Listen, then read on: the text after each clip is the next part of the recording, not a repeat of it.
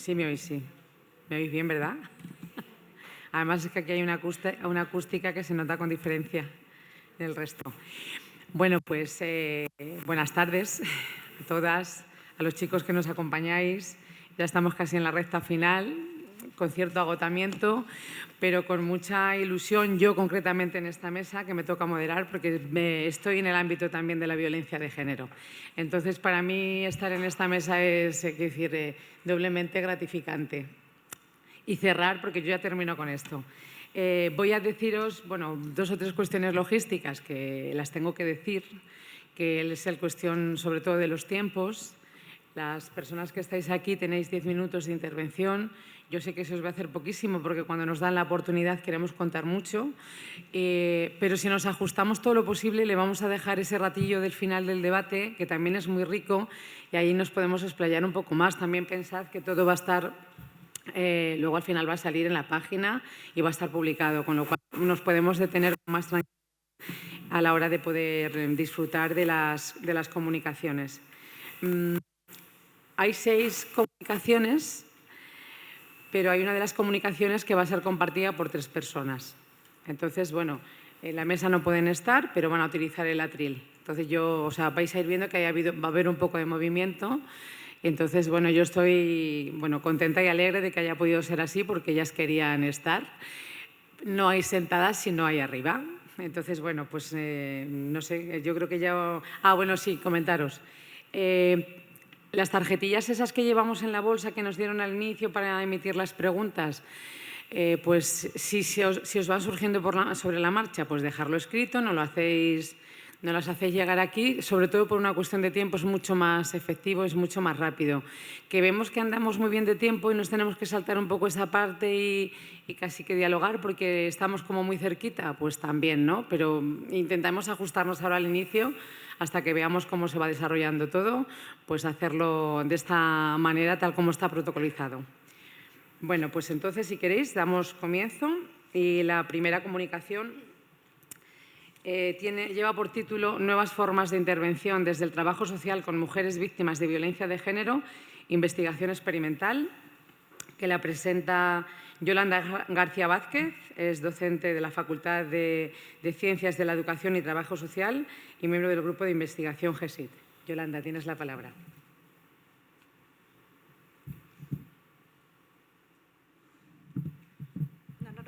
No voy a utilizar el micrófono. Bueno, espero que estos segunditos que le voy a robar dentro de los 10 minutos que tengo presentación... ¿Lo escucháis? Claro. No utilizarás el si te escuchan, pero si no, sí lo tienes que utilizar. Simplemente comentaba que estos segundos, ojalá que no se me descuenten de los 10 minutos que tengo la presentación. Yo cuento a partir de este momento. Bueno, pues entonces nada, agradecimientos para el final, ¿de acuerdo? Bueno, pues nada, decir que lo que voy a presentar esta tarde trata sobre nuevas formas de intervención desde el trabajo social clínico con mujeres víctimas de violencia de género. Debemos de tener en cuenta que la trabajadora social clínica puede integrar las TICs en su actividad profesional. También es cierto que los teléfonos móviles cada vez son más accesibles, pero no olvidemos que la comunicación cara a cara, la comunicación presencial es muy importante. Pero, sin embargo, cuando hice esta investigación nos hemos hecho varias preguntas, ¿vale? Entonces, una de ellas era si era posible integrar el smartphone en la práctica de trabajo social digital clínico. ¿Son eficaces los mensajes combinados con terapias de grupo en las intervenciones con las mujeres que sufren violencia de género? Y hemos utilizado materiales y un método de investigación. En primer lugar, desarrollamos una intervención de trabajo social clínico para mejorar la salud biopsicosocial de un grupo de mujeres, concretamente 39 mujeres que sufrieron violencia de género.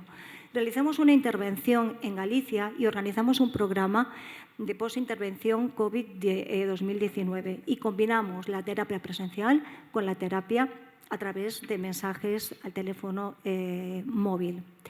Decir que 43 de las mujeres pertenecían a 13 municipios de Galicia y fueron entrevistadas personalmente.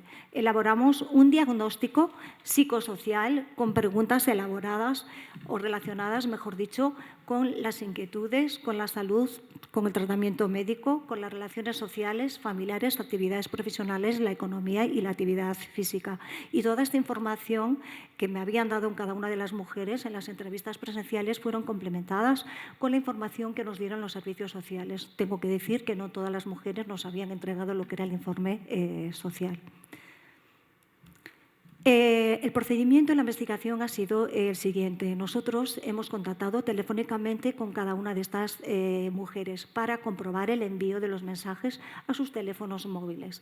Comprobamos que en en dos de los casos no tenían el teléfono móvil operativo, por eso se redujo el número de mujeres, que pasaron a ser 39. Diseñamos dos aplicaciones, ¿vale?, tanto para teléfonos inteligentes, los smartphones, ¿vale?, como para los teléfonos, por decirlo de alguna manera, no inteligentes, porque podía haber que alguna de las mujeres no tuviesen teléfonos inteligentes. Entonces, las dos aplicaciones eran, por un lado, el Health SM para mensajes SM y con Health para mensajes a través de Internet. La gestión de las dos aplicaciones nos permitió organizar la información y gestionar cuestiones técnicas.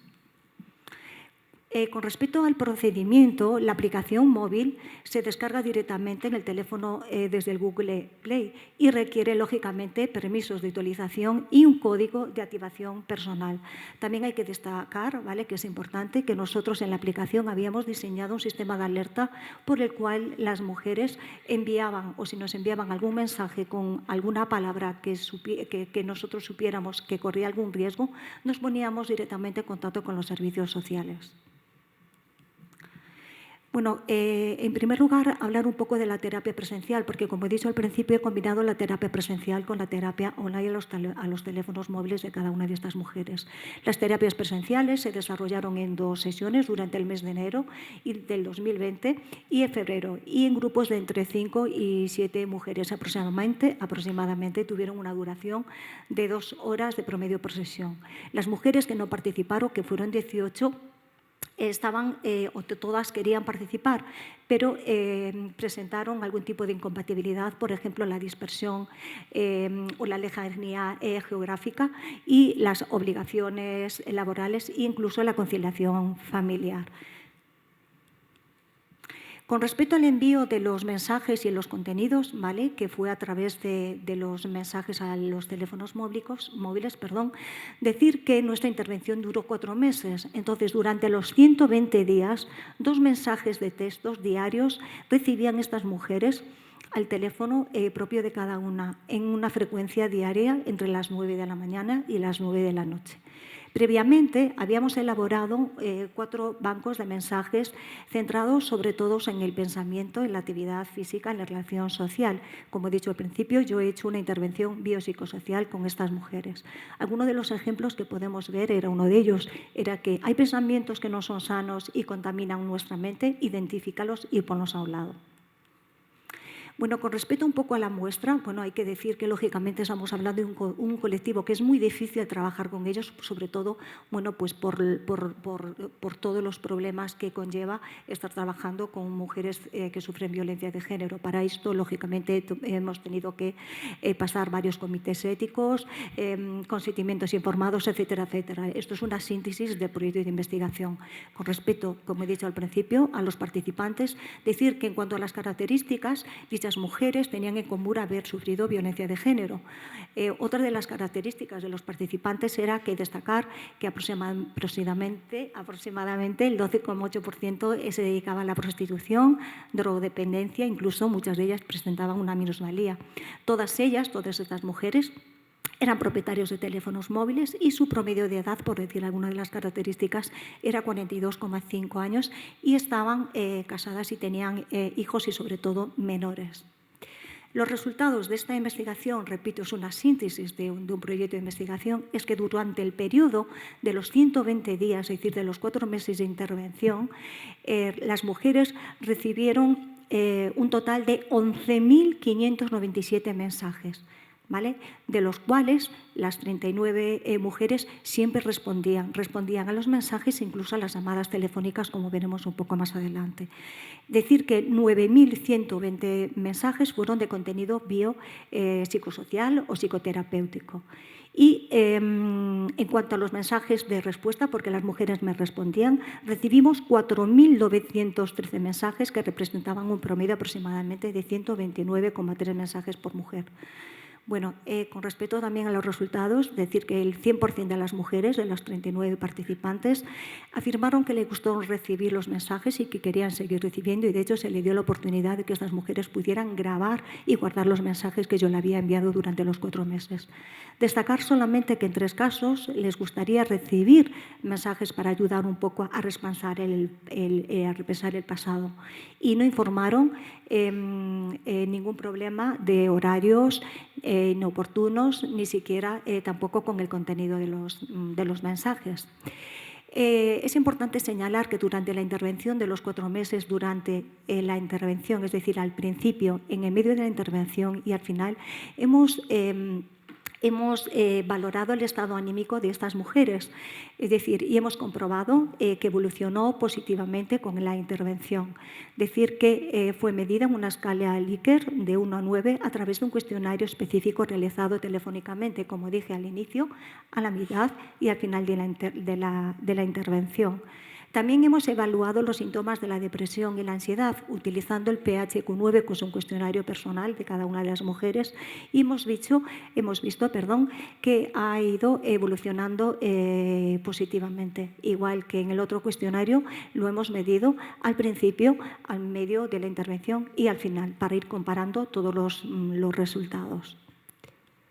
Bueno, ya estoy finalizando. Decir que cuando yo estaba a punto de terminar la intervención con estas mujeres nos confinaron. Entonces, lo que aproveché fue que durante los meses de abril a junio, en pleno confinamiento, hemos hecho un programa de apoyo de posintervención COVID-19. Entonces, lo que hemos hecho fue que estas mujeres utilizáramos el WhatsApp y se le enviaban 2 mensajes diarios. Entonces, utilizamos la comunicación, como he dicho, WhatsApp, y el contenido de los mensajes pues consistía lógicamente pues, en libros, revistas, recetas, música, ¿vale? No tenía nada que ver con los mensajes que les había enviado durante los 4 meses.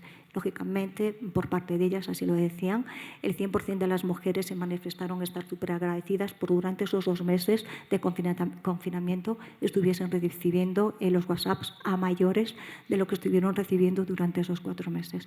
Ya estoy finalizando en las conclusiones. No sé, quizás si me sobra el tiempo porque voy ahí como un avión, ¿vale? Te estás ajustando muchísimo. Vale. Perdonad, quizás voy un poco deprisa porque, bueno, tampoco quiero comer el tiempo a las demás ponentes. Por eso, al final, si alguna persona pues, quiere hacer alguna pregunta o quiere escribirme directamente pues, al correo, pues podemos debatir, hablar, etc. Bueno, con respecto ya a las conclusiones, finalmente podemos decir que podemos integrar el SMARTphone en la práctica del trabajo social clínico con mujeres que sufrieron violencia de género. El uso de la mensajería facilita la prestación de servicios personalizados con una frecuencia diaria, accesibles y universales.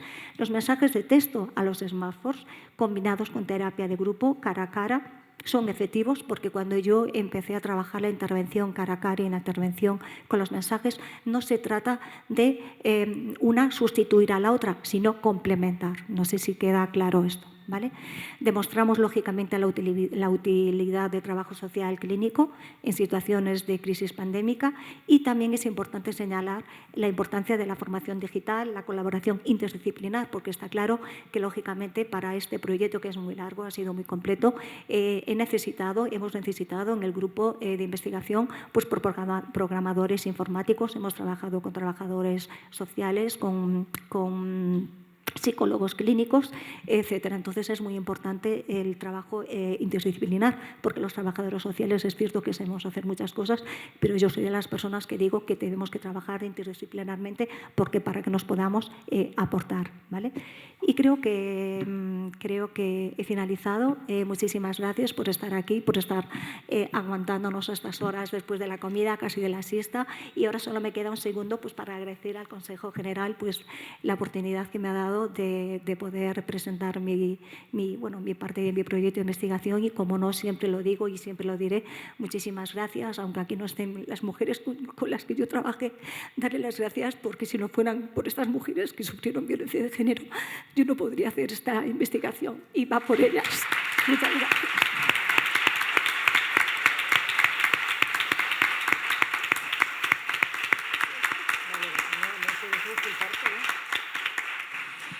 Muchísimas gracias, Yolanda. Te has ajustado muchísimo y además es que esa parte de emoción es la que yo creo que todas las personas que estamos en este campo, bueno, cualquiera, ¿no? Y que este consejo está saliendo bien por todas las aportaciones que estáis haciendo el resto, si no, no tendría ningún sentido. Así que muchas gracias. Bueno, pues pasamos a la segunda comunicación. Las mujeres adolescentes y la violencia filioparental, el perfil del delito entre las adolescentes de la Comunidad Valenciana, que lo va a exponer Eva Reina Jiménez. Es trabajadora social, socióloga y antropóloga, doctora en Ciencias Sociales, trabajadora social del Ayuntamiento de Alaquàs, Valencia y profesora asociada en la Universidad de Valencia. Tienes la palabra, Eva. Gracias. Bueno, pues yo voy a empezar con los agradecimientos, por si acaso luego siempre me cortan, entonces nunca puedo agradecer. Lo primero, agradecer al Consejo por dejarnos, ¿no? Y por dejar un espacio a las mujeres jóvenes, que habitualmente nunca nos dejan espacio, ¿no? Siempre es como las que, si ya los jóvenes no cuentan, el ser mujer joven pues cuenta un poco menos, ¿vale? Entonces, que nos den un espacio aquí y que nos dejen hablar de ellas es importante, porque realmente estamos hablando de educación, estamos hablando de socialización y estamos hablando de futuras mujeres, ¿vale?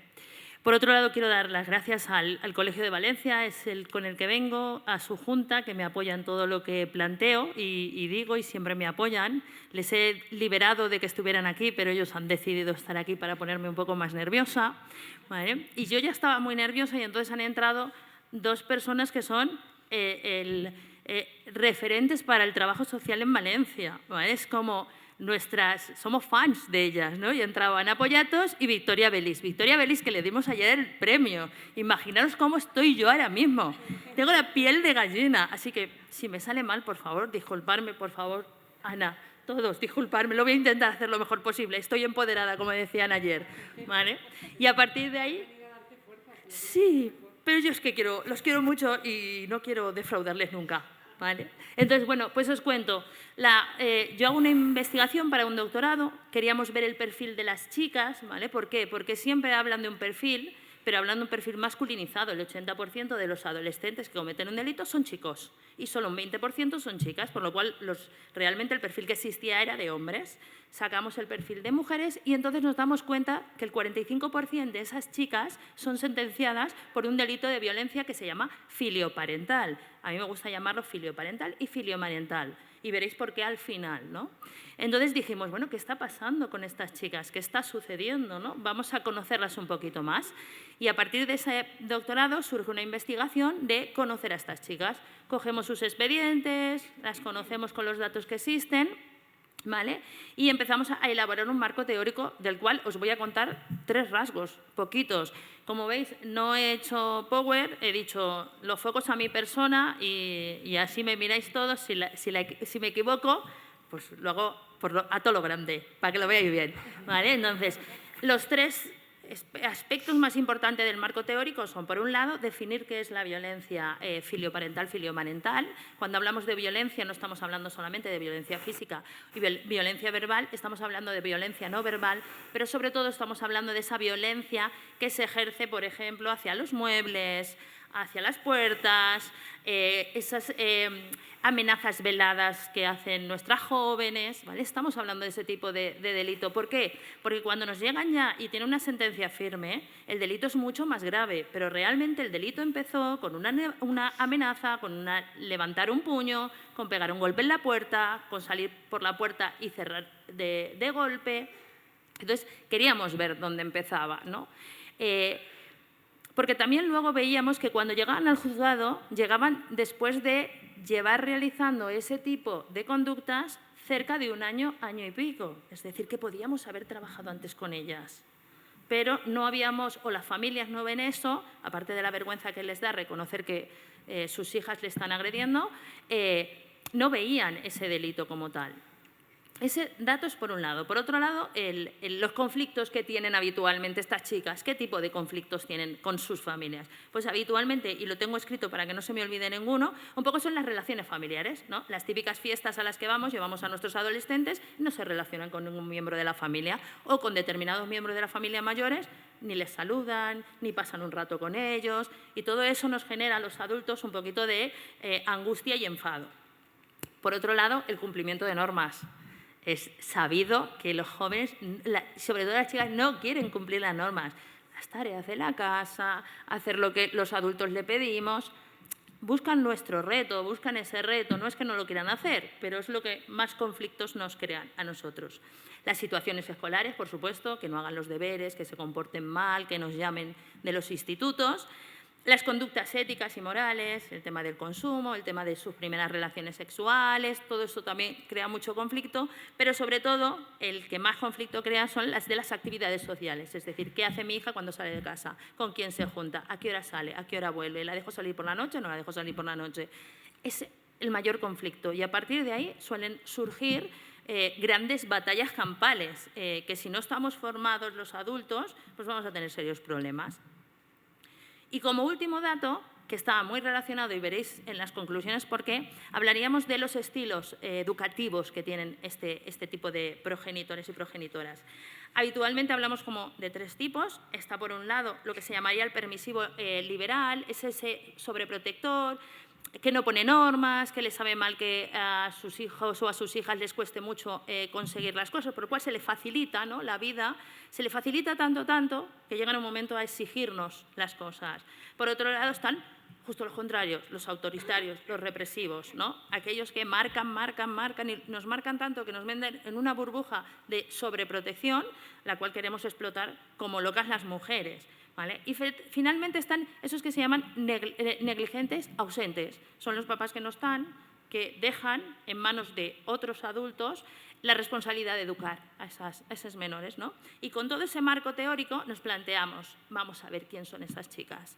¿Para qué? Un poco para intentar hacer el trabajo previo y que no lleguemos a esa situación, ¿vale? Y también por conocer, si han llegado a esta situación, qué podemos hacer para que ellas no sigan delinquiendo. Porque os recuerdo, y si no lo sabéis, pues os lo digo, que como he dicho antes, el 20% de las mujeres delinquen cuando tienen menos de 18 años. Pero cuando tienen más de 18 años, solo el 10% de las mujeres delinquen. Es decir, la mitad de las mujeres que delinquían dejan de delinquir. Si sabemos por qué motivos o qué son las causas que hacen que ellas dejen de delinquir, y eso además lo podemos extrapolar al colectivo de hombres, pues de lujo para bajar los niveles de delito. ¿Vale? Y un poco a partir de ahí decimos, ¿qué hacemos? Hemos revisado una serie de expedientes, ¿qué podemos hacer? Y se nos ocurre hacer un grupo de expertas. Para nosotros las expertas, porque claro, esto es una investigación de mujeres, hechas por mujeres, ¿vale?, para todos los grupos. Ahí ya. Entonces decidimos buscar mujeres, porque en nuestro colectivo las mujeres triunfan. Entonces buscamos mujeres muy poderosas y las buscamos en medio abierto, es decir, en aquellas compañeras que están trabajando con las adolescentes cuando están en sus casas, en medio cerrado, y cómo no iba a estar las compañeras que están en el equipo psicosocial de juzgados de menores, porque tenemos trabajadoras allí que trabajan muy bien con ellas. Entonces, teniendo y cogiendo esos tres grupos, decidimos también que no solamente estuviéramos las trabajadoras sociales. Es verdad que somos un porcentaje mayor, por lo cual en el grupo de expertas había un porcentaje mayor de mujeres trabajadoras sociales, pero también teníamos a educadoras sociales y a psicólogas, ¿no?, un poco para que nos explicaran, ¿no?, ellas cómo veían. Se hicieron un par de grupos de discusión, se grabaron, la universidad me dejó las aulas, por lo cual genial, pude grabarlas, estuvieron muy distinguidas y nos dijeron muchísimas cosas, que no puedo aquí, tengo poco tiempo, no me da tiempo, por lo cual lo que me preocupaba y averiguar era ¿qué ocurre? ¿Por qué van a delinquir? ¿Qué pasa con estas chicas, ¿no? Y entonces, lo que me planteaban es que las chicas querían tener poder, ¿no? A las chicas se nos quita el poder. A los chicos, llegados a la adolescencia, se les da poder. Puedes salir a la calle, no te va a pasar nada, no te preocupes, tal. A nosotros, al contrario, nos quitan poder. No, te tengo que proteger, te tengo que cuidar, te tengo que... Entonces, hay una necesidad de volver a nosotros ese poder. Y como no nos lo dan, pues lo tenemos que coger a la fuerza, ¿vale? Y ahí surgía el gran problema. ¿Por qué entraban en esas discusiones? ¿Vale? Porque tú puedes decir, bueno, mi hija quiere poder, pues yo se lo doy, ya lo tiene, ya no hay ningún conflicto y no nos peleamos. Bueno, pues nos dimos cuenta que el estilo educativo era un poquito el pilar básico de estos enfados. ¿Por qué? Porque teníamos una dualidad. ¿Vale? Los tipos son puros, los 3 tipos que yo os he hablado son tipos puros, pero realmente no se dan como tal. Entonces, pasan, ya me están riñendo, voy corriendo, pasan de una dualidad, o son muy laxos o son muy duros, no tienen un término medio, juegan en esa dualidad y ahí hay muchas discusiones. Otro era que había un gran rechazo hacia la madre. En muchos casos, estas niñas no tenían un buen apego hacia las madres, habían desarrollado un mal apego y, además, en la mayoría de los casos se había observado que se sospechaba de abusos en la infancia, estas menores, ¿de acuerdo? Y el tercer motivo era que había una carencia afectiva. Estas niñas no se sentían queridas, no se sentían cuidadas, solamente se sentían protegidas, ¿no? Era, voy a proteger el cuerpo físico y da igual el resto, ¿no? Y a partir de ahí, y yo ya estoy terminando, hablábamos de qué hacer, qué se puede hacer o qué ha ocurrido para que esto dejara de darse en las familias. Entonces, lo que se nos planteaba es que era una transformación de las relaciones familiares. Los motivos de esas transformaciones eran: capacitaban a las chicas en la intervención, ¿vale? Las chicas tienen una alta habilidad para aceptar nuevas formas de ver la vida, nuevas formas de enfrentarse a los conflictos, por lo cual las capacitaban, llegaban a casa y tenían otra forma de resolver esos problemas.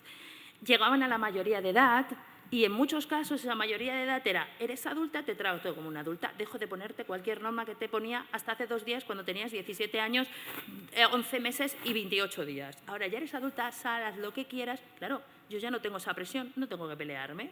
Y la tercera, ya estoy terminando, ya me quedan 2 párrafos, ya está. La capacidad de adaptabilidad. Las chicas tienen más capacidad de adaptabilidad. Como última conclusión, para mí una de las más importantes es que en la mayoría de los casos hablábamos de un delito de violencia filioparental y filiomarental cuando realmente estábamos hablando de un conflicto en la vivienda, un conflicto en la familia donde los padres potenciaban la violencia y los nanos o las nanas potenciaban también la violencia. Era un conflicto que se daba entre ellos. ¿Qué ocurría? Se castigaba al adolescente, se la llevaba a un centro, se trabajaba con la adolescente, pero la familia se quedaba sin trabajar porque ellos habían decidido que la culpable era ella y a quien había que castigar era ella y a quien había que formar era ella. Por lo cual, ahí se nos abre otro campo para investigar cómo hacer para que esto no ocurra. Y ya termino. Muchísimas gracias. Me ha ajustado el tiempo.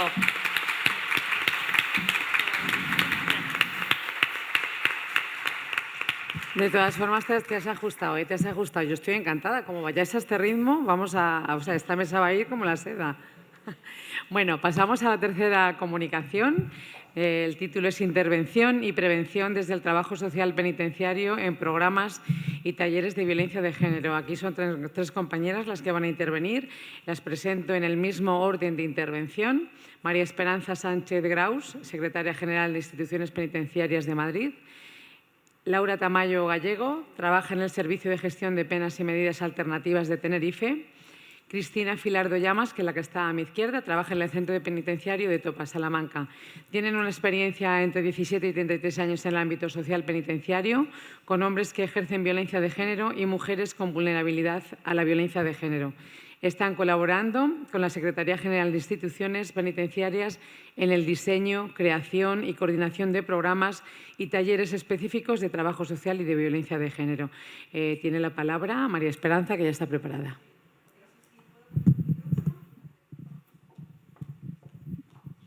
Muchas gracias. Bueno, buenas tardes. En principio vamos a hacer una pequeña contextualización de lo que es el ámbito penitenciario y en todos estos ámbitos se trabaja la violencia de género. Nosotros trabajamos en centros penitenciarios, unidades de madres y hospitales psiquiátricos penitenciarios, que son centros de régimen cerrado y que normalmente se encuentran alejados de la comunidad. Y por otro lado, también trabajamos desde los centros de inserción social, donde existen personas que están en régimen abierto, tercer grado, libertad condicional, y también desde los servicios de gestión de penas, donde se cumplen medidas alternativas, como son trabajo en beneficio de la comunidad y se hacen también suspensiones de condena. La población penitenciaria, a nivel general, podemos decir que en relación a la violencia de género tenemos alrededor de un 10% de personas, la gran mayoría son varones, que están cumpliendo por delitos de violencia de género. Y en el ámbito del medio abierto, penas medidas alternativas, tenemos alrededor de un 38% de personas que se encuentran en esta situación. Es un volumen importante. Además de esto, en el año 2004 empezaron los programas específicos de tratamiento y se empezó a trabajar esta tipología delictiva a través del PRIA y el PRIA-MA, que se ha ido haciendo más adelante. Todos estos programas, a nivel general, son de contenido cognitivo-conductual y impartidos desde la disciplina de la psicología. Si a alguien le interesan los programas de tratamiento, todos ellos están colgados en la página web de instituciones penitenciarias a disposición de cualquier persona.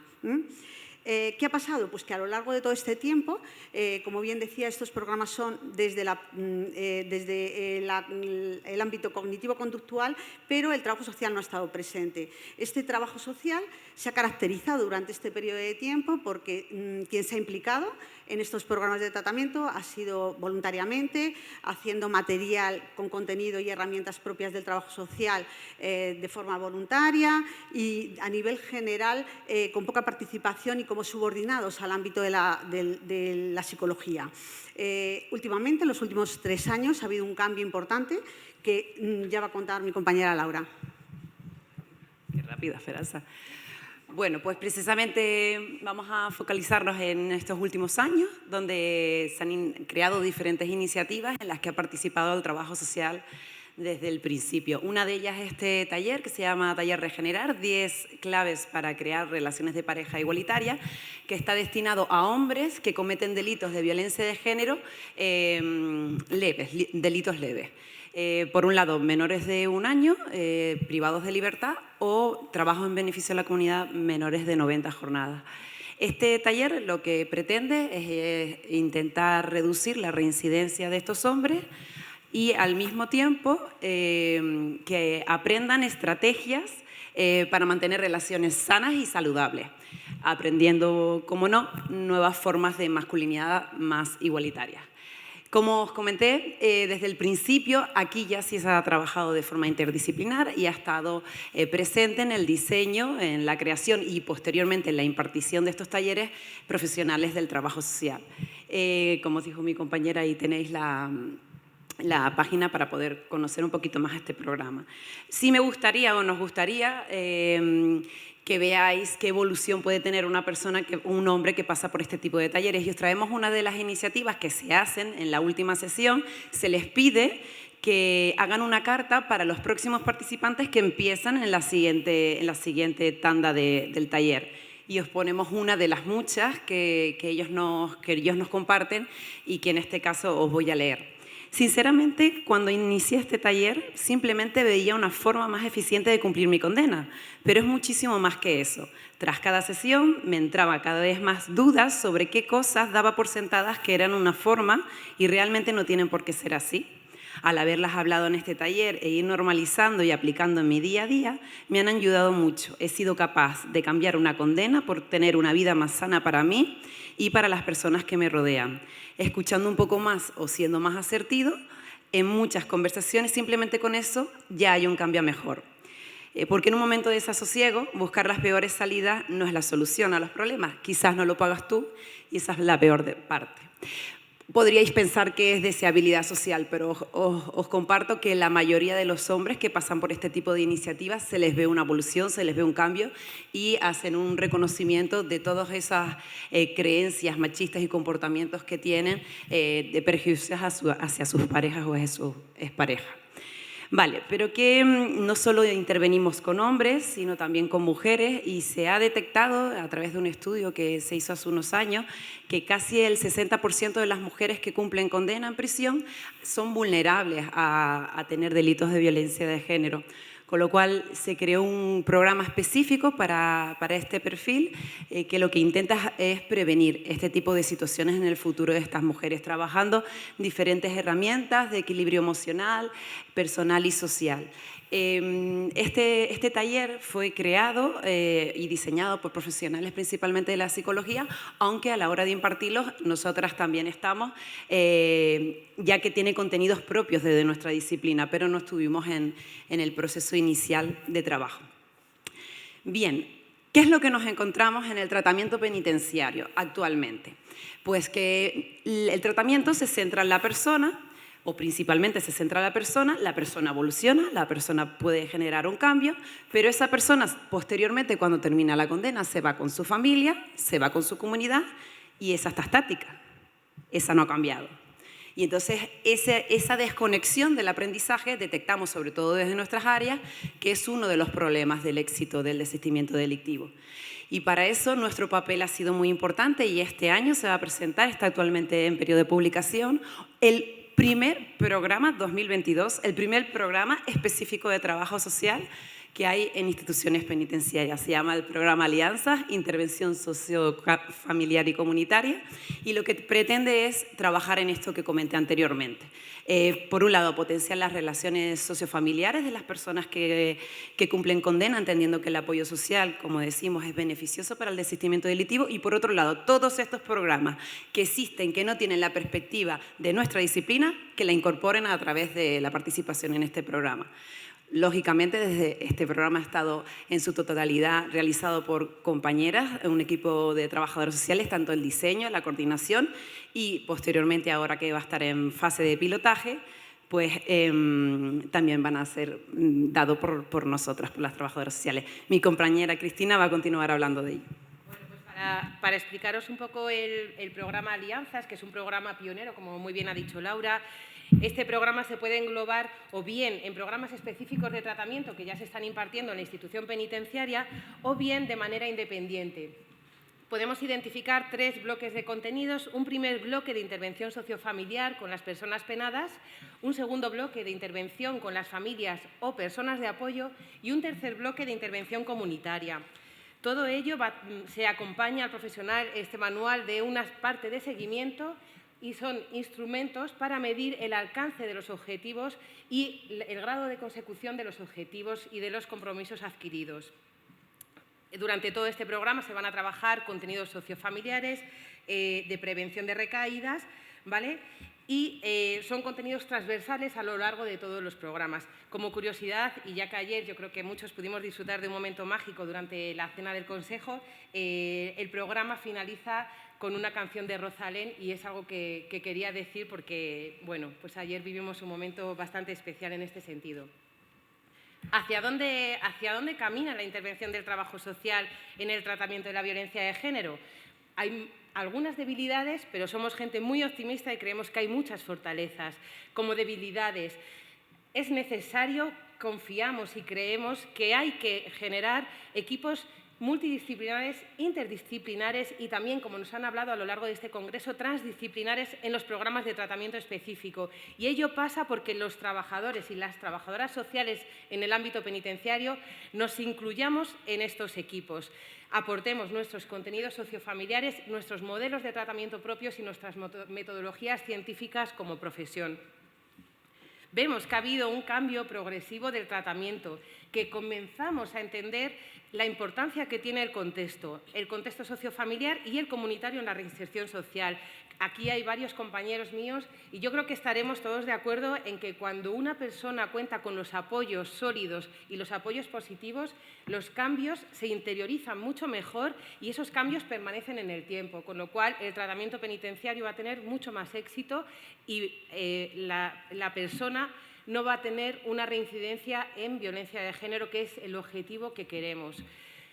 Por lo tanto, hay un aumento del protagonismo de nuestra disciplina en los programas y talleres.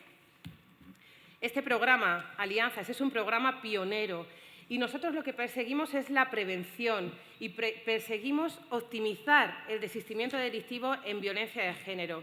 El trabajo social tiene una importante función educativa, es un factor protector de mucha intensidad y queremos evitar la transmisión intergeneracional o horizontal de la violencia de género, prevenir futuras conductas delictivas en este sentido y proteger posibles futuras víctimas, construyendo una cultura de género en positivo que se transmita también el aprendizaje que ha tenido la persona en el marco penitenciario, que ese aprendizaje se pueda transmitir al entorno familiar y sociocomunitario.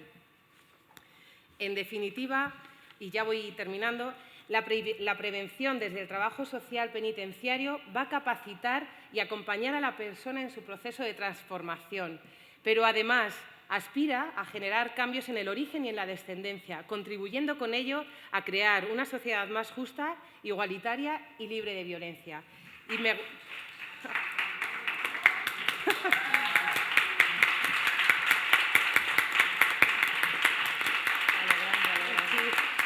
Bueno, nos gustaría a las tres compañeras, que además agradecemos mucho que hayamos podido exponerlo entre las tres, nos gustaría terminar con esta frase, haciendo un guiño también al eslogan de este congreso. El trabajo social penitenciario está cambiando para avanzar y está creando desde la esencia para poder crecer. Y ahora sí, muchísimas gracias.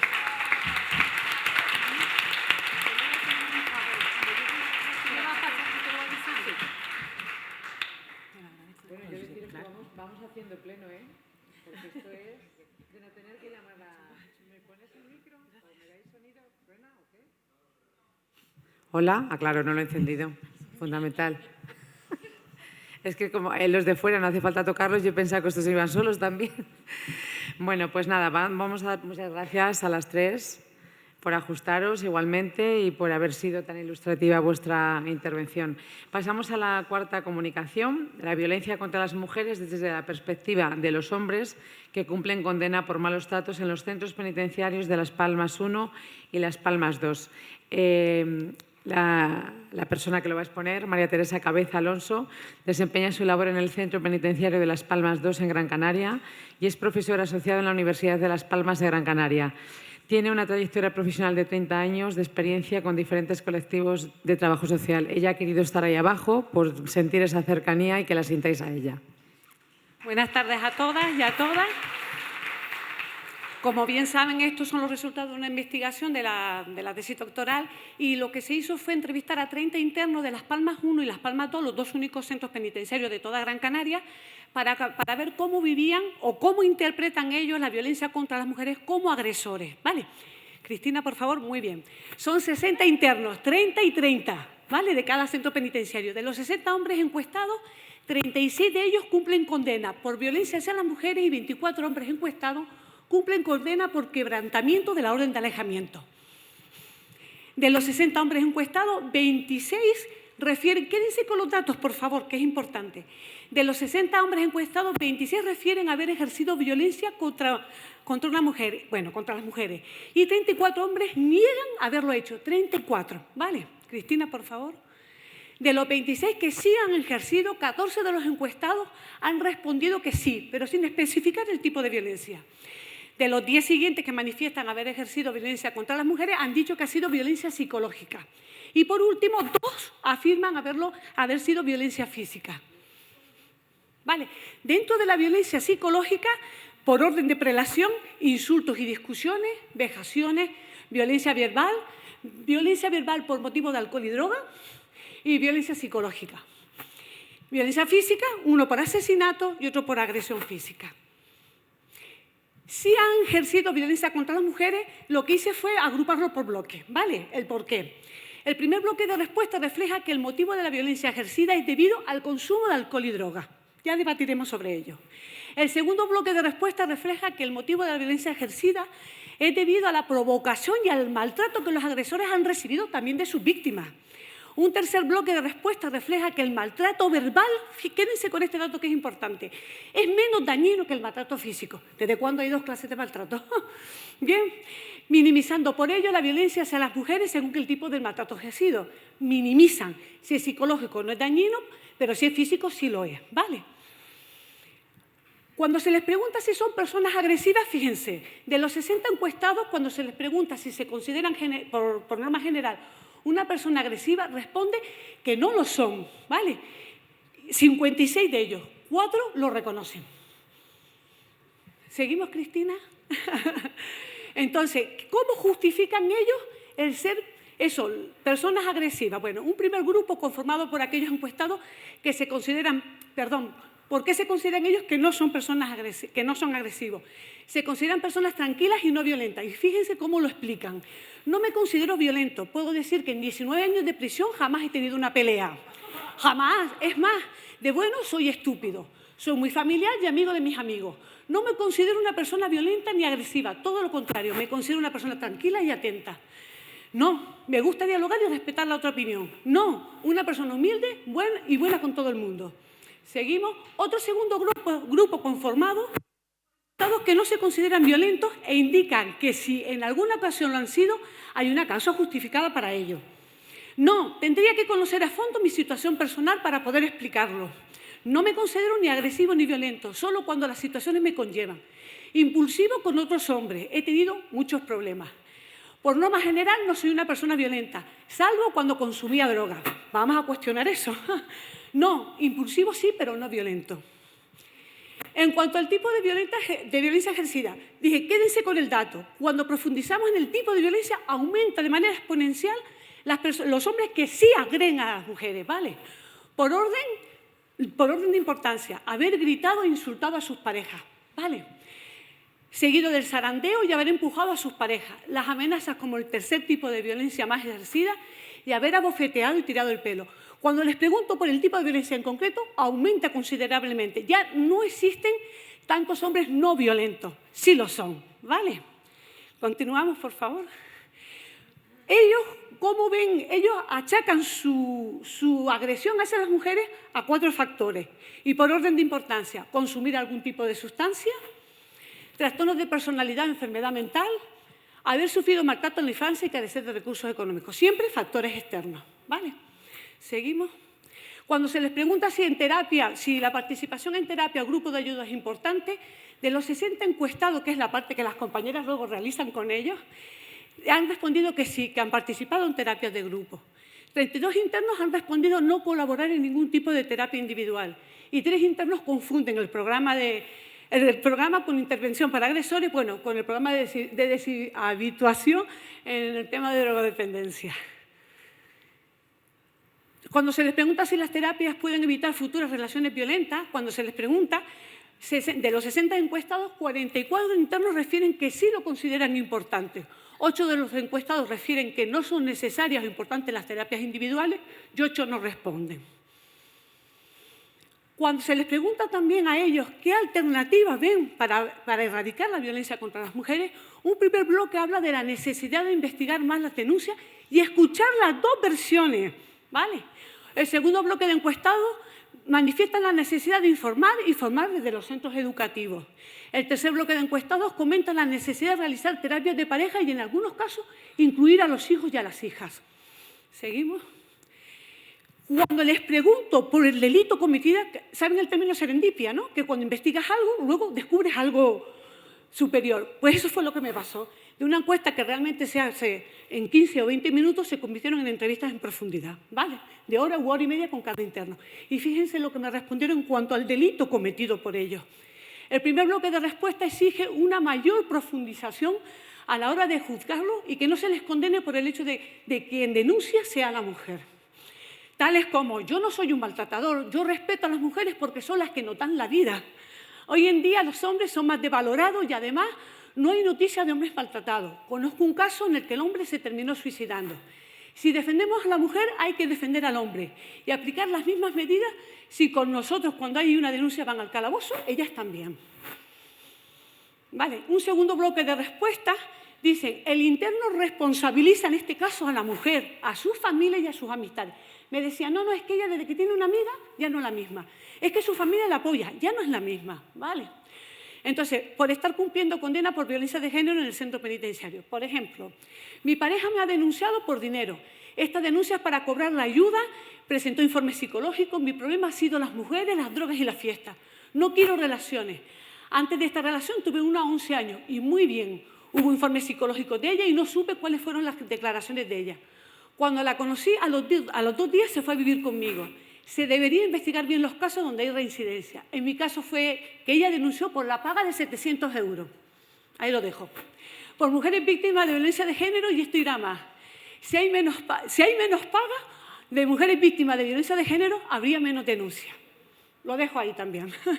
Más de la mitad de los internos están por violencia de género. Esta misma mujer también denunció al padre de la niña.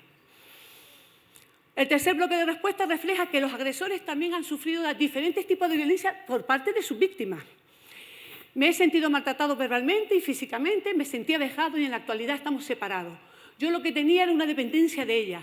Ella tenía antecedentes de malos tratos y yo fui maltratado por ella. Ella era consumidora de alcohol y cuando la ayudaba me insultaba. Ella bebía alcohol en los bares. En todo momento me sentía controlado por ella, manipulado. E insisto que el maltratado he sido yo.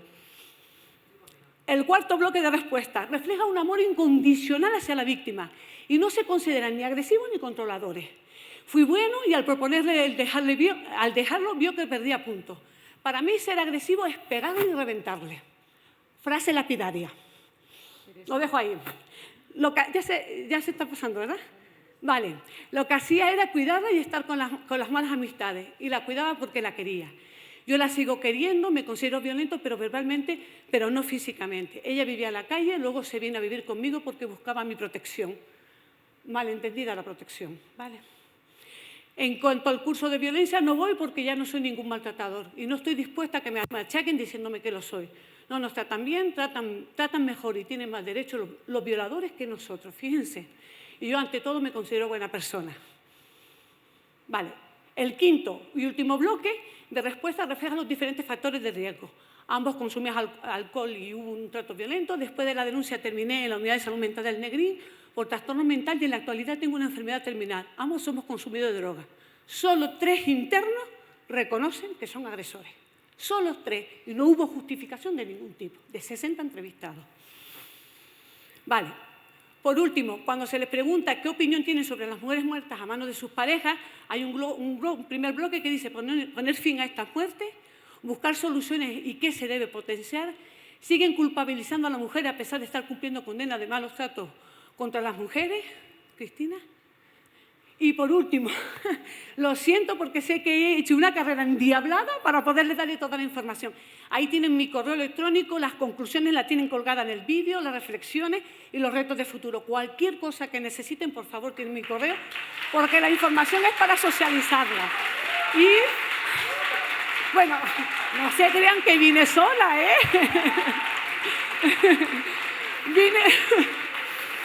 Que conste que vine con mis amigos los Minions. Minions se dicen, ¿no? Minions. Nada, muchas gracias al Consejo, muchas gracias a ustedes por esta hora tan intempestiva y estar atentos a nosotros. Un aplauso para mis compañeros y, por supuesto, un aplauso para mí.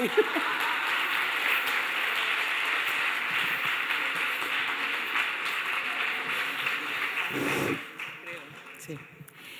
Muchas gracias, Teresa. Sí que ha sido una carrera de fondo total, ¿eh? Pero que seguimos haciendo pleno, desde que hemos empezado. O sea que esto es inaudito. La quinta comunicación, el título es Mujeres mayores y ancianas en las prisiones españolas.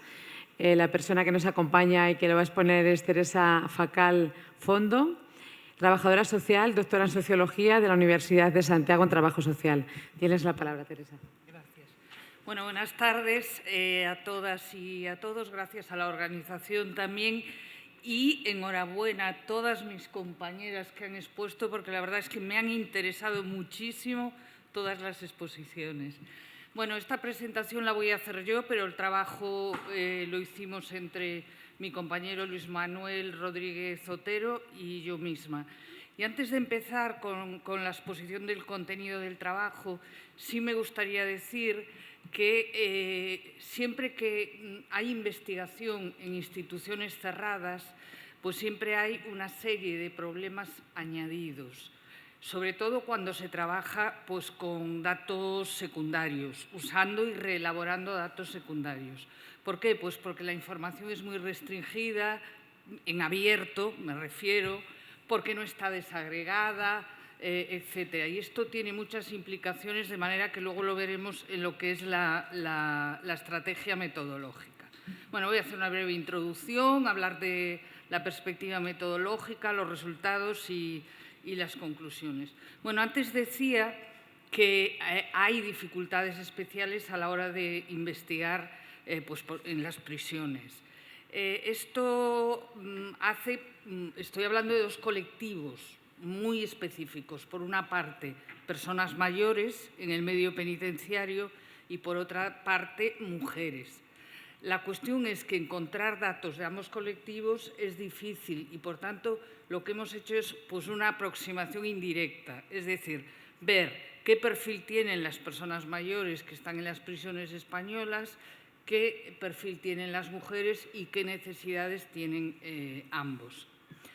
Bueno, respecto a las personas mayores, lo que ha ocurrido con la sociedad española en general tiene también un correlato, aunque de menor intensidad, en las prisiones, de manera que también ha envejecido la población y, de hecho, ha habido un incremento significativo en los últimos años del peso porcentual de las personas mayores en prisión, hasta el punto de que las estadísticas que elabora todos los años la Universidad de Lausanne, perdón por la pronunciación, pero no hablo francés, para el Consejo de Europa, dicen, las del año 2020, decían que junto con Italia, Portugal y Grecia, pues tenemos las poblaciones más envejecidas en prisión. Bueno, respecto a las mujeres pasa un poco lo mismo. De hecho, el peso específico de los dos colectivos es muy parecido respecto a la población de reclusos en general. Y, además, también comparten ambos el escaso interés tanto de la investigación como de la producción empírica pues por conocer cuál es la situación de estos colectivos. Bueno, el objetivo era pues, ver cuál es el perfil, las características, las necesidades de las mujeres mayores ahora mismo en las prisiones españolas. Pues algunas características básicas como edad y nacionalidad, las penales, qué tipo de delito han cometido, cuál es su situación procesal penal y el grado de clasificación, aspectos deficitarios y también un poco recopilar qué propuestas ha habido en este sentido. Bueno, los resultados. Las cifras nos dicen que en España pues, hay en este momento, más o menos, 2.943 personas de 60 y más años. El 6,9% son mujeres y el 93% son hombres. Es muy parecido al porcentaje que guardan las mujeres en general respecto a la población general penitenciaria. De ese 6,9% de mujeres, el 80,9% tienen entre 61 y 70 años y solo una de cada 5 supera esa edad. Vale, ¿cuál es el perfil? ¿Cuáles son las características y el perfil delictivo? De las personas mayores, pues que es una persona entre 60 y 70 años, de nacionalidad española, con situación procesal depenada, prácticamente no hay preventivos entre el colectivo, y en régimen ordinario, es decir, en segundo grado, que cumple condena por delitos contra la salud pública, el patrimonio y el orden socioeconómico principalmente. La mujer, pues, de nacionalidad española, cumple condena en régimen ordinario por delitos contra la salud pública y delitos contra el patrimonio y el orden socioeconómico. Y la mujer mayor, tomando resultados también de otros estudios y la información que nosotros hemos obtenido, lo que vimos es que hay muy poca diversidad, es decir, el perfil general es muy coincidente, procedentes de un extracto social muy humilde, con una gran representación de la etnia gitana en el colectivo, un índice alto de analfabetismo y una vida social centrada en el cuidado de la familia. La actividad delictiva más generalizada es la venta de estupefacientes. Si diferenciamos entre esos dos colectivos, bueno, la razón por la cual se hace esa división 61 a 70, 70 y más, pues es de índole práctica. Es porque las estadísticas penitenciarias utilizan esa misma división y, por lo tanto, también ha sido asumida por otros estudios similares. Bueno, en el estudio de Yagüe, en el 2009, cuando habla de cuáles son las necesidades del colectivo de mayores en prisión, pues habla de falta de especialización en la atención sanitaria, inexistencia de centros específicos para personas mayores desaparecidos en su día, espacios que no están adaptados a las características y a los riesgos asociados a la edad, que no hay mucha atención particularizada a programas dedicados al colectivo, ausencia de organizaciones no gubernamentales dedicadas al colectivo de mayores, si los hay respecto a otros colectivos, dificultades para disfrutar de las visitas por los emplazamientos de las prisiones que comparten evidentemente con otros colectivos y la escasa participación en general en actividades. Además, Pastor y Torres, en un estudio hecho en 2017, señalan también algo muy importante y que estas personas manifiestan, que es el acento en el aspecto emocional y relacional, el alejamiento de la familia y del vínculo de referencia. Bueno, ¿cuáles son entonces, si aunamos todo esto, las necesidades y las carencias de las mujeres? Bueno, en general es un perfil de doble exclusión, ya que suelen ser mujeres que ya han sido excluidas con anterioridad a su ingreso en prisión y que vuelven a ser excluidas por las políticas de las infraestructuras penitenciarias. Y el hecho de estar en minoría, que evidentemente afecta a muchas de las facetas de su vida diaria en las que se acumula también la discriminación.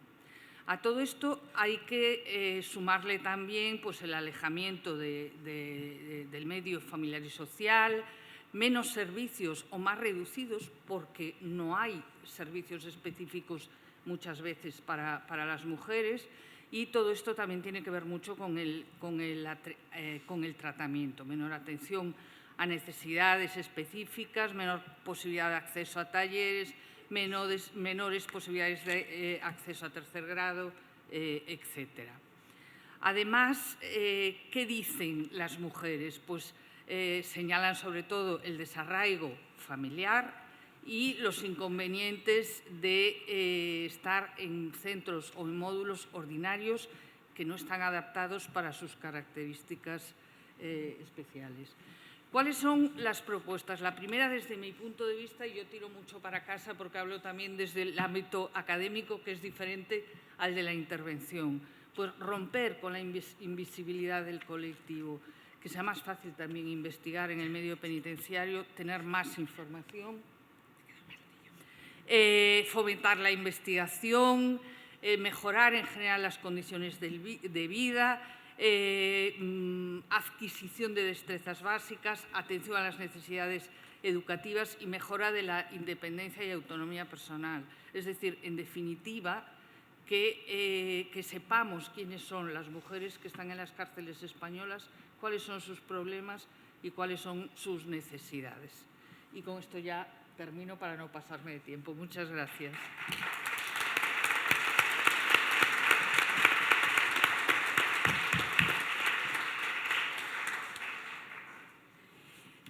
Antes de pasar a la última intervención, recordaros que sí que tenemos que ser puntuales porque a las 5 tenemos el monólogo de Pamela Palenciano, que será una continuación de lo que estamos hablando aquí y nos seguirá ilustrando, que si no llegamos a tiempo de crear mucho tiempo de debate, lo vamos a tener fuera, en vivo y en directo. O sea que, bueno, todas queremos estar, ¿no?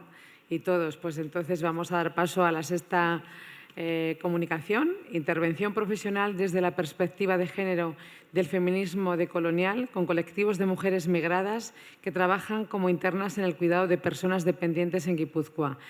La persona que hace la comunicación es Soraya Ronquillo Peña, Asociación Bidet Vide, peruana de nacimiento, 21 años residiendo y trabajando en Guipúzcoa, en la Asociación Bidet Vide, antropóloga social, activista feminista decolonial y educadora popular, se considera una apasionada por un trabajo social que aporta a la transformación social. Tienes la palabra, Soraya.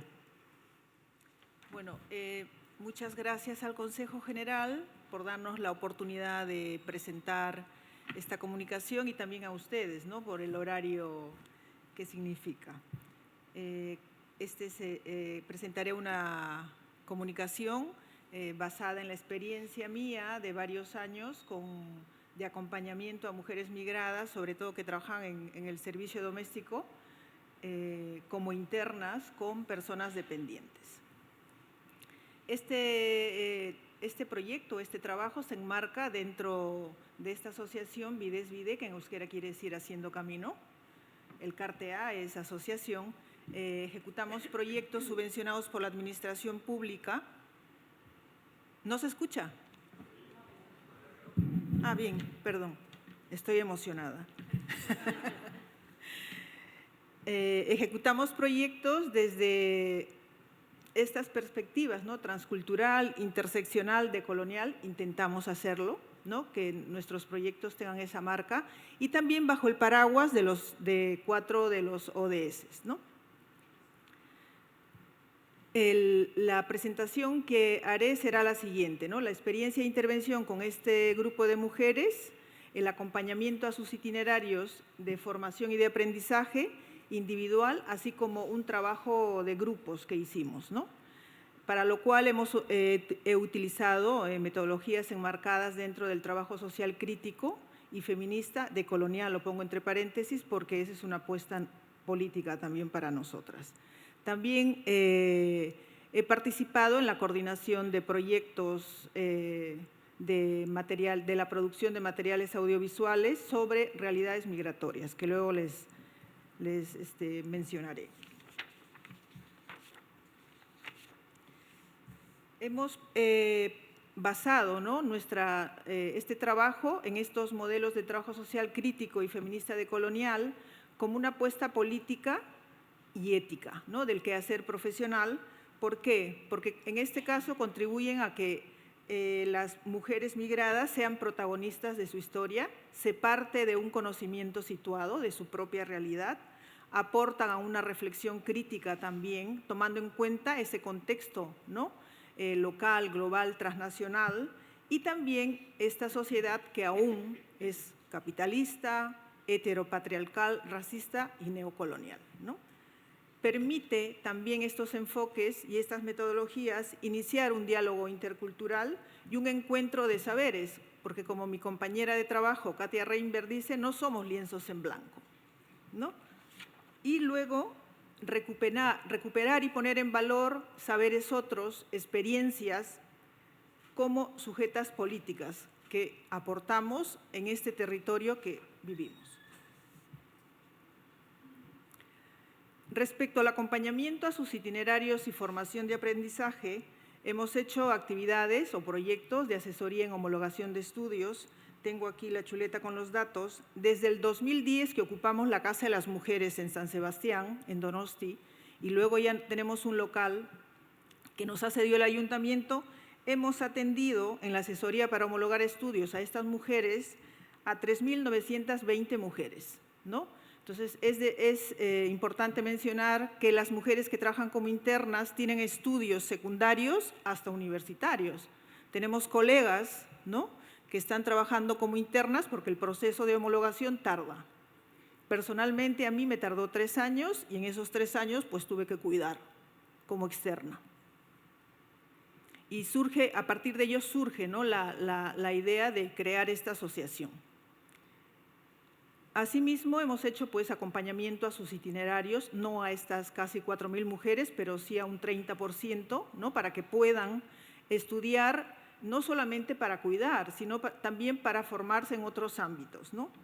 Estamos con una campaña Ikasi Zaintzeko, que es estudiar para cuidar, para que las que todavía están trabajando como internas, porque es un nicho laboral, porque son decisiones personales, también son respetables.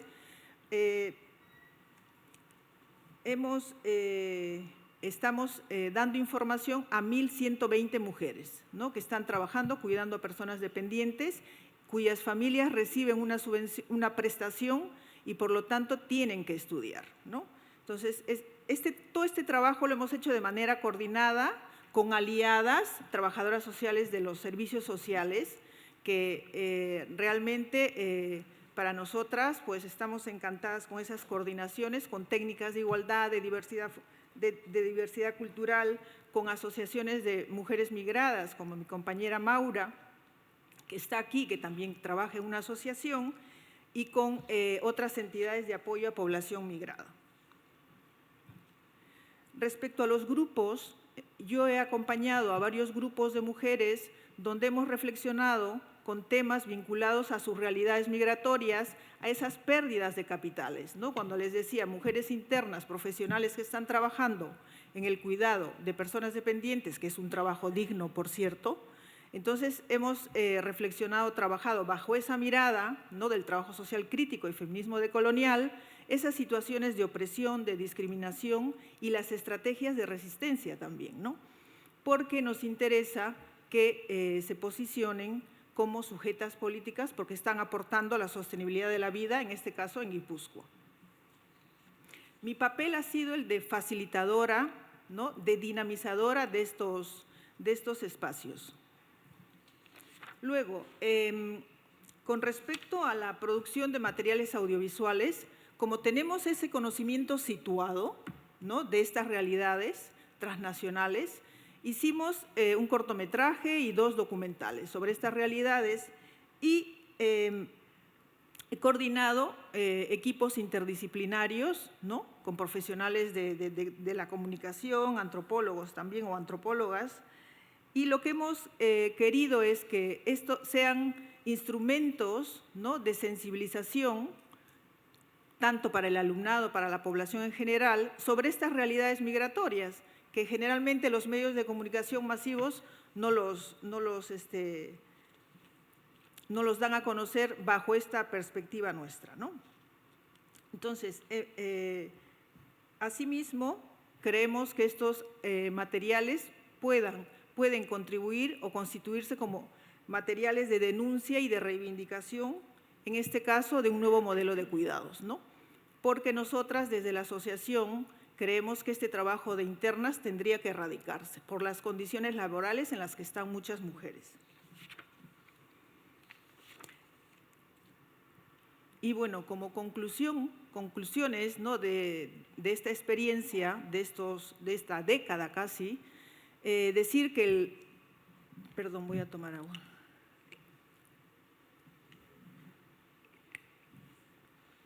Creemos que el quehacer profesional amerita una mirada multidimensional e interdisciplinaria, ¿no? En segundo lugar, el rol de la trabajadora social, en este caso, tendría que ser, para nosotras, desde un quehacer feminista decolonial, que facilita, que acompaña espacios de diálogo, de encuentro, ¿no?, de saberes, del reconocimiento de la capacidad de agencia y de saberes otros, en este caso de las mujeres que acompañamos, ¿no? Además, implica la formación permanente de nosotras desde otras epistemologías, ¿no?, epistemologías del sur, que nosotras las utilizamos, para responder a estas realidades y situaciones actuales en un mundo globalizado. Y para finalizar también, pues la importancia de construir conjuntamente y en diálogo con otras profesionales de otras latitudes del mundo que apuestan por contribuir a cambiar, como decía anteriormente, ¿no?, este sistema que todavía pues, es capitalista, heteropatriarcal, racista y neocolonial. Es que ricasco.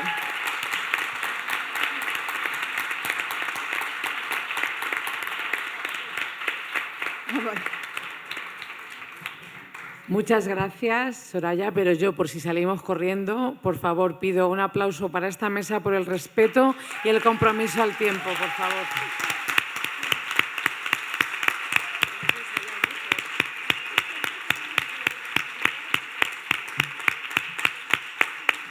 Como decía Elsa Punset ayer, las emociones se contagian. Pues también yo creo que ha habido contagio de si ella no se ha pasado, yo tampoco tengo que pasarme. O sea, que hay que cumplir los tiempos.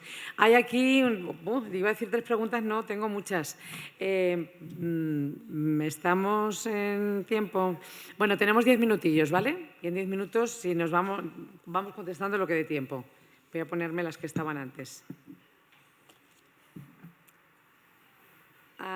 Para Yolanda García, los mensajes enviados por el sistema informático era un formato ¿Seguro de difusión o el formato era individual? Perdón, ¿era de grupo, de difusión o el formato era individual? Y en cuanto al contenido de los mensajes, ¿eran individualizados o general para todas las personas implicadas?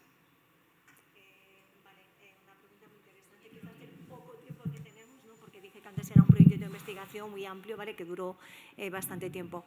Vamos a ver, decir que esta forma de intervención se puede aplicar no solamente a mujeres individuales, es decir, con mensajes individuales a cada uno, sino que también se pueden estructurar por grupos. Es decir, como yo había pasado el PHQ-9, el estado de ánimo, etcétera, etcétera, yo por una parte tenía mujeres que tenían un mismo perfil, digamos, de problemas de ansiedad, de problemas de estado de ánimo, etcétera, y también se hacían individuales, se podían hacer a medida, porque como dije antes, yo previamente había hecho entrevistas personales de una duración aproximadamente de 1 hora y media, que luego lo complementamos con la información de los servicios sociales que me habían pasado el informe social.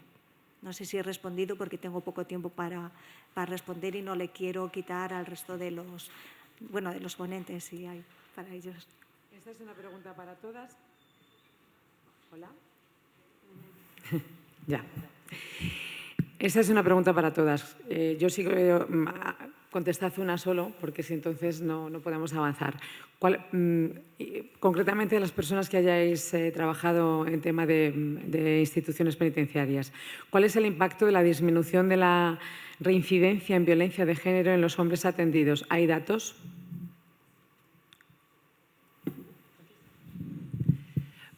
Sí hay datos, se pueden ver en la página web, porque personalmente ahora mismo no recuerdo el dato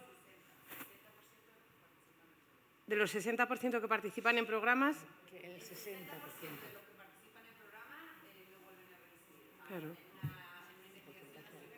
Claro. Lo dice la compañera Laura, el 60% de los que participan en programas no vuelven a reincidir. Sí que había un dato que no recuerdo la cifra exacta, pero hay mucha diferencia de reincidencia entre la gente que no participa en programas y la gente que sí participa en programas. Eso, sin tener el dato concreto, eso es una realidad. La gente que participa en programas, hay una prevención que se está haciendo de reincidencia en violencia de género. Si no se participa en programas, muchas veces además se generan sentimientos, lo ha explicado también muy bien mi compañera Teresa, se generan sentimientos de no culpabilidad, de no reconocimiento del delito, y eso a la larga puede ser un agravante, con lo cual la participación en los programas no será una garantía, obviamente, de una no reincidencia absoluta, pero desde luego sí que es un alto índice de prevención.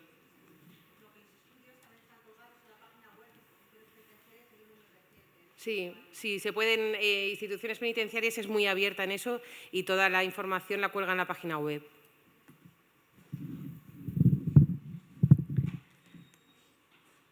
Esta es para Soraya. ¿De qué manera grupal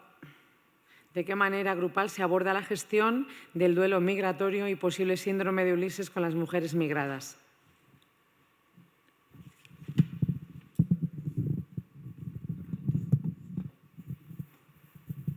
Bueno, ese es uno de los primeros temas que abordamos porque el duelo migratorio, como varias sabrán, es recurrente.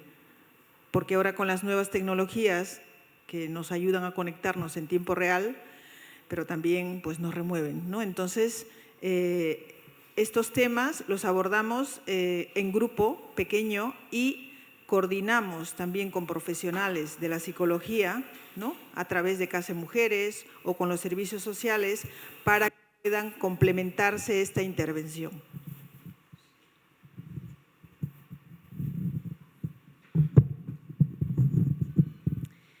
Para Teresa Cabeza. ¿Ha sido fácil que los hombres participaran en las entrevistas? ¿Las han realizado directamente la trabajadora social previa relación e intervención social con estos hombres o ha sido por otros profesionales? En este caso hubo dos aspectos muy importantes. El hecho de que yo no formara parte de los equipos técnicos de los centros penitenciarios. Eso permitió que ellos se abrieran más, porque lo primero que me preguntaban era que si yo formaba parte de los equipos técnicos. Yo decía que era una simple investigadora. Eso fue determinante. Por otro lado, el perfil del hombre que quería entrevistar era justamente los hombres que no han pasado por el programa. Es decir, es una expresión un poco burda, lo voy a decir, en estado puro. Eso es lo que yo quería. Una vez que pasan por los programas, entonces ahí sí hay un cambio, pero dentro de mi investigación yo lo que querían era eso, hombres que estuvieran cumpliendo condena por malos tratos o quebrantamiento, pero que no habían pasado todavía por los programas. Y hubo una palabra que para mí creo que fue lo que me permitió profundizar en las entrevistas. Yo los trataba de presuntos agresores, cuando realmente son agresores. Pero ese beneficio de la duda fue lo que me permitió que una encuesta de 18 preguntas, cuando una de las preguntas tiene incluso 12 apartados, es decir, que si ellos lo rellenaban, en 20 minutos hacía. Mi sorpresa era cuando le preguntaba por el delito cometido como presuntos agresores. Eso fue increíble. Hora y media con cada interno. Gracias, doña, por haber permitido hablar yo y mi versión de los hechos. Perfecto, eso era lo que yo quería. Esta pregunta es para Cristina, Esperanza y Laura. ¿Cómo fue la creación del grupo de trabajo inicial para el desarrollo del programa Alianzas? Alianza, ¿no? Es en singular. Alianza. En plural, Alianzas. ¿Fue un cargo de la institución? ¿Se contó con experiencias previas? Pues bueno, no sé qué deciros, porque el programa Alianzas surgió en unas reuniones que además está aquí Luis, que nos convocó un poco como por tantear qué se podía hacer para movilizar la intervención de los trabajadores sociales dentro de programas y talleres de tratamiento a raíz de la publicación del nuevo protocolo. Aquel grupo de trabajo reunió a unos cuantos trabajadores y trabajadoras sociales y poco a poco se fueron generando el contenido del que finalmente esperamos que este año, creemos que este año sí se va a publicar, del programa Alianzas. Entonces, no es que fuera un encargo institucional, sino que fue más como yo creo que eran unos sentimientos de todos los trabajadores sociales, ¿no? Sí, surgió de abajo, o sea, de lo que es la esencia del trabajo social hacia arriba. Y ahí hubo mucha suerte, estaban Luis y Esperanza en Madrid y pues ellos hicieron ese camino de apertura en la institución para poder colaborar y que hoy podamos hablar ya del programa Alianzas.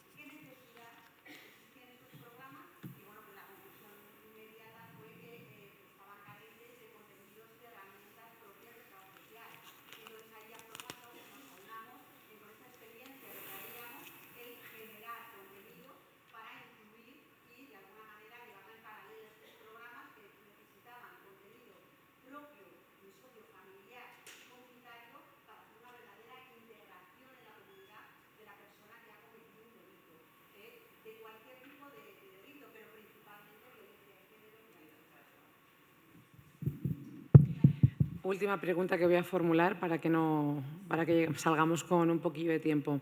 Esta es para Yolanda.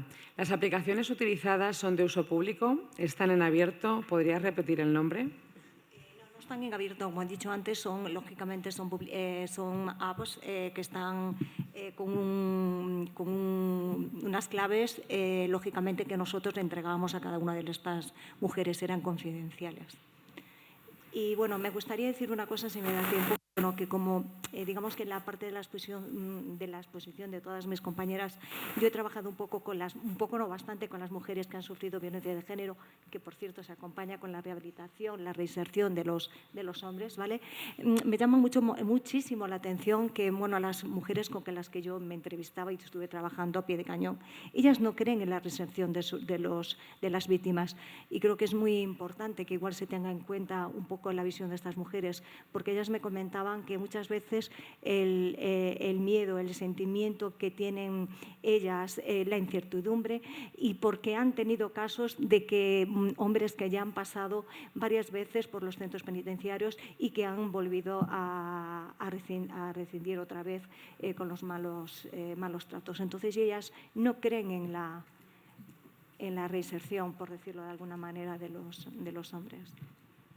Cogemos su aportación para tenerla en cuenta y es una última tarjeta que no es una pregunta, sino que alguien que quiere agradecer a María Teresa Cabeza y a Teresa Facal por investigar en el medio penitenciario. Gracias, de verdad. Gracias a las personas que habéis estado aquí, gracias a la mesa y ahora ya nos toca disfrutar, a soltar los